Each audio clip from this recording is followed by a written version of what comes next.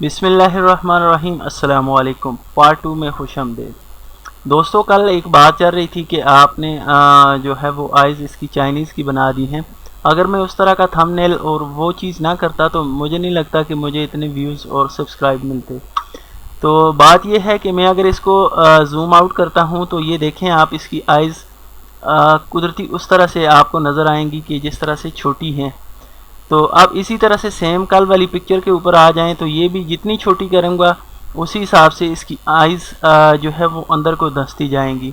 तो आइज़ को बड़ा करना कोई इतना वो मसला नहीं था। असल चीज़ थी ये जो शेडो इसकी आइज़ पे आ रहा है, यहाँ पे ये जो नज़र आ रहा है आपको, इसको अगर मैं यहाँ से ये वाले कलर देता हूँ तो उससे होता ये है कि इसकी ये जो जगह है ये अंदर को धंसी हुई है और ये फिल होना स्टार्ट हो जाती है, क्योंकि ये वाले कलर इसको उठा देते हैं। तो उससे आपको लगता है कि आइज़ अंदर को धंसी हुई हैं।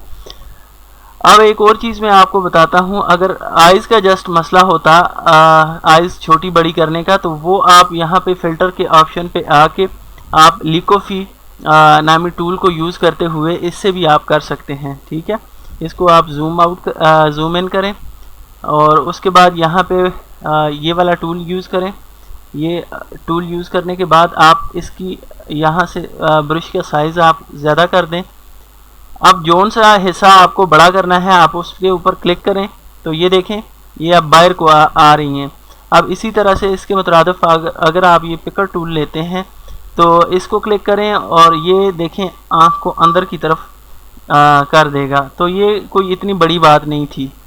तो बेसिकली वो जो पिक्चर आपको थंबनेल पे नज़र आ रही थी वो इसी वजह से थी कि कोई होता है इस तरह से है कि जो क्रिटिसाइज़ टाइप कोई थंबनेल होता है या इस तरह से कोई चीज़ लोगों के सामने आती है तो उस पर कमेंट भी होते हैं और उसको देखा भी जाता है। तो इसी वजह से मैंने वो चीज़ यूज़ की थी। अब दोबारा से मैं आपको ये बता देता हूँ, यहाँ पे ये जो शेडो है इसको रिमूव करने के काफ़ी तरीके होते हैं। एक तो जो प्रोफेशनली अगर आप करेंगे इसको तो वो काफ़ी टाइम टेकिंग है और उस पर आप कर सकते हैं स्टेप बाय स्टेप। उसके कोई प्रोसीजर्स होते हैं, लेयर्स बनानी होती हैं, सॉलिड लेयर, उसके बाद आप बनाएंगे क्या कहते हैं अपना कर्व लेयर्स। ठीक है, उसकी कलर एडजस्टमेंट होगी, उसके बाद जाके ये चीज़ ख़त्म होती है। तो मैं शॉर्टकट आपको बता रहा था कि इतना लंबा प्रोसीजर ना हो। तो अभी भी मैं वही करूँगा, आपको सिंपल तरीके से बताऊँगा कि किस तरह से आप इसको ठीक कर सकते हैं।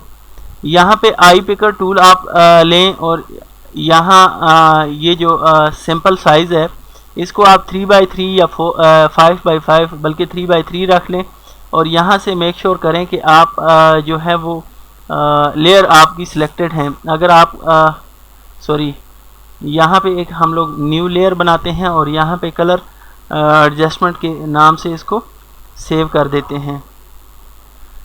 अब इससे ये होगा कि हम इस लेयर के ऊपर काम करेंगे और ये ऑल लेयर सेलेक्ट कर लेंगे, या आप ये भी कर सकते हैं करंट एंड बिलो, यानी कि इसके नीचे जो भी हैं। तो ऑल लेयर्स हम सेलेक्ट करते हैं। उसके बाद आपने आ जाना है ब्रश टूल पे। ब्रश टूल पे आने के बाद आपने यहाँ से ब्रश जो सेलेक्ट करना है आपने वो ये जनरल ब्रश के अंदर होगा सॉफ्ट राउंड, इसको आपने सेलेक्ट करना है। नॉर्मल ये मोड इसका रखना है, कैपेसिटी इसकी 100 रखनी है और फ्लो इसका जो है वो 5 to 10 सही है तो 10 ही आप इसको रहने दें और स्मूथनेस इसकी ख़त्म कर दें। अब हम लोग इसको ब्रश करेंगे और ब्रश करने के बाद ये होगा कि ये चीज़ आपको उसी तरह से नज़र आएगी। कल मैंने ये किया था कि ये वाला कलर यहाँ पे डाला था तो उस वजह से आपको आइज़ कुछ उस तरह से नज़र आ रही थी। अभी मैं इसी को यही जो कलर है इसको यहाँ पे मिक्स अप करके ख़त्म करूँगा ताकि शेडो भी ख़त्म हो जाए और आइज़ के ऊपर भी कोई इफ़ेक्ट ना पड़े। तो चलें स्टार्ट करते हैं।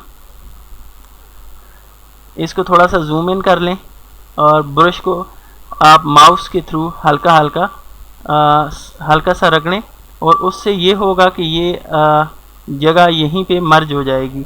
ठीक हो गया। ये इसके करीब से आप कलर लें, बिल्कुल करीब से।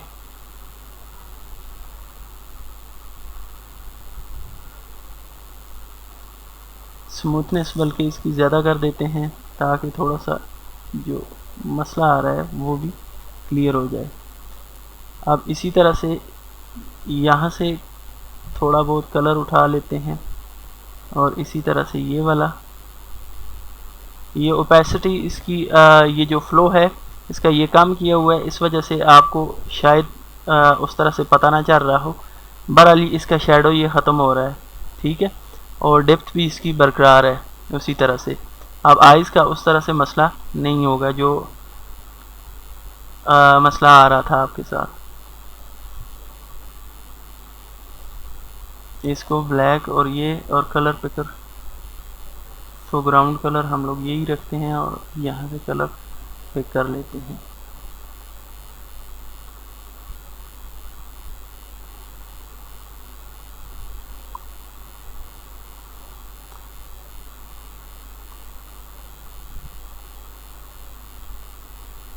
ابھی یہ ہلکا ہلکا سا کام کر رہا ہے، جس سے کہ آپ کو زیادہ اس طرح سے مسئلہ نہیں ہوگا جو کل مسئلہ آ رہا تھا۔ اب میں یہاں پہ یہ کرتا ہوں تو آپ کو تھوڑا سا کلیئر ہو جائے گا کہ یہ کام کر رہا ہے، ٹھیک ہے، ایسے آپ کو شاید آئیڈیا نہ ہو رہا۔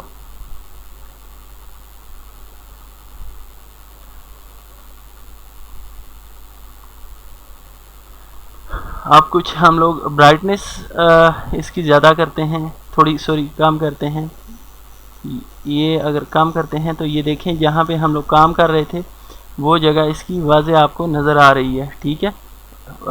بیک گراؤنڈ لیئر کو سلیکٹ کرتے ہیں اور کرو پہ جاتے ہیں، اور کرو پہ آنے کے بعد ہم لوگ تھوڑا سا اس کو کلرفل کر لیتے ہیں، جس سے کہ یہ تقریباً میچ ہو جائے۔ ٹھیک ہو گیا۔ ابھی شیڈو مرج ہو رہا ہے تو اس وجہ سے آپ کو اس چیز کا آئیڈیا نہیں ہو رہا ہوگا کہ آئیز اس طرح سے ہو رہی ہیں۔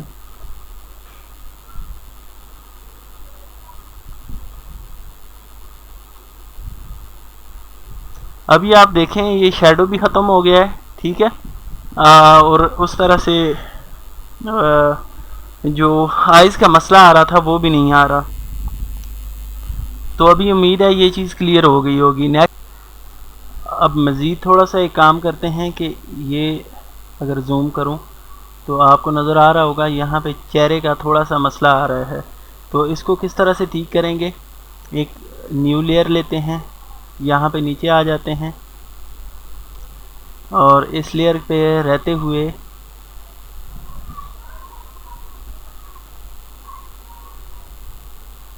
بلکہ ایک کام کرتے ہیں، یہاں پہ جاتے ہیں بیک گراؤنڈ لیئر پہ، اور اس کو یہاں سے سٹیمپنگ کرتے جاتے ہیں۔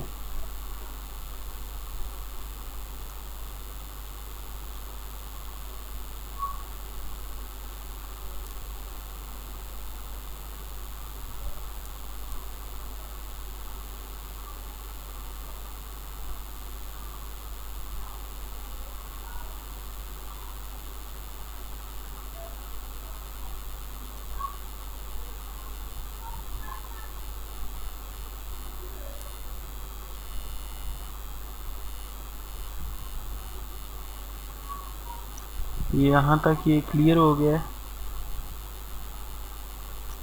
اب اس کو کراپ کر دیتے ہیں، یہاں پہ آتے ہیں،